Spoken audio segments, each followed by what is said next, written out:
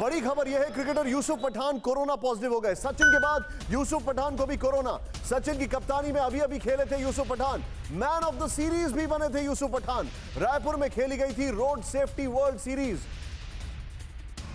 और हम तब बार बार सवाल उठा रहे थे कि ये TV9 भारतवर्ष सवाल उठा रहा था कि आखिर क्यों खेल रहे हैं ये सीरीज, जिसमें रायपुर में करीब 20 से 22 हजार लोग आ रहे थे, आधी क्षमता के मैदान में लोग आ रहे थे। सचिन के बाद ये भी कोविड पॉजिटिव हो गए हैं। ये इस वक्त की बड़ी खबर है और मैं अब जाऊंगा पहले ग्राफिक्स, पहला जो हमारा ब्रेकिंग था उसके साथ, शॉर्ट्स के साथ मैं सीधे चलूंगा डॉक्टर अरविंद के पास। सर, एकाएक मैं आपसे जो डेटा शेयर कर रहा हूं सर, पिछले साल मार्च के महीने में 500 से 1000 केसेस थे डॉक्टर साहब। इस बार सीधे 60,000, 62,000।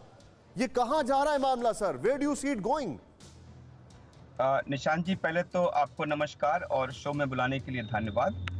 जैसा कि सबको ज्ञात है कि मार्च 2020 में तो हमारे कंट्री में कोरोना ने दस्तक दी थी और वो तेजी से फैलना शुरू हुआ था, जिसके लिए उस समय माननीय प्रधानमंत्री जी ने बहुत समय पर स्थिति आउट ऑफ कंट्रोल होने से पहले लॉकडाउन की घोषणा की थी।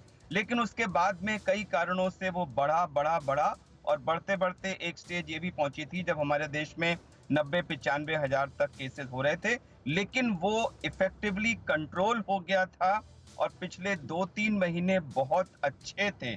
लेकिन उस समय समहाउ सब लोगों ने कुछ इंप्रेशन ऐसा कर दिया कि सब कुछ बैक टू नॉर्मल हो गया है और बिल्कुल लाइफ एकदम नॉर्मल हो गई। और कुछ ऐसी चीजें जो 100% अवॉइडेबल थी, नहीं की जानी चाहिए थी किसी भी कीमत पे। फॉर एग्जाम्पल, ये जो मैचेस चल रहे हैं, मैं पूछना चाहूंगा कि इस मैचेस में जो इन्वॉल्व इंटरेस्टेड पार्टीज हैं, उनके तो करोड़ों अरबों रुपए बन रहे हैं, लेकिन क्या उन लोगों ने ये सोचा है कि उनके करोड़ों अरबों बनाने के चक्कर में कितने लोगों का उन्होंने नुकसान किया है? आपने स्वयं अभी बताया कि रायपुर में 20-25 हजार लोग स्टेडियम के अंदर आए थे। मुझे बताइए, जहां 25 हजार लोग इकट्ठे हो रहे हैं, दुनिया का कौन सा सिस्टम वहां पर सोशल डिस्टेंसिंग को कर सकता है इम्प्लीमेंट? कोई नहीं कर सकता। तो ये इस तरह की बहुत सारी चीजें हुई हैं जिसकी वजह से पुनः यह इन्फेक्शन कम्युनिटी में री इंट्रोड्यूस हो गया है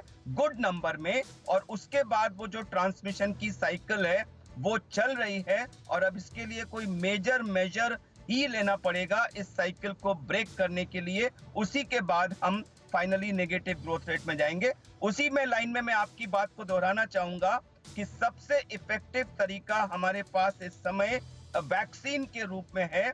अगर मेरे वश में हो तो मैं कोवैक्सीन, कोविशील्ड दोनों की फैक्ट्री में जितना भी स्टॉक है उसको निकाल करके, चाहे आर्मी की मदद लें, चाहे पूरे हेल्थ सिस्टम को लगा के, ये 45 साल की लिमिट को भी खत्म करके जितना जल्दी से जल्दी संभव हो लोगों को वैक्सीनेट करूंगा। मेरे हिसाब से एक तरफ हम सोशल डिस्टेंसिंग और बाकी सारे नॉर्म्स को रिजिडली इंप्लीमेंट करें और दूसरी तरफ पूरी जोर से वैक्सीनेशन को चलाएं।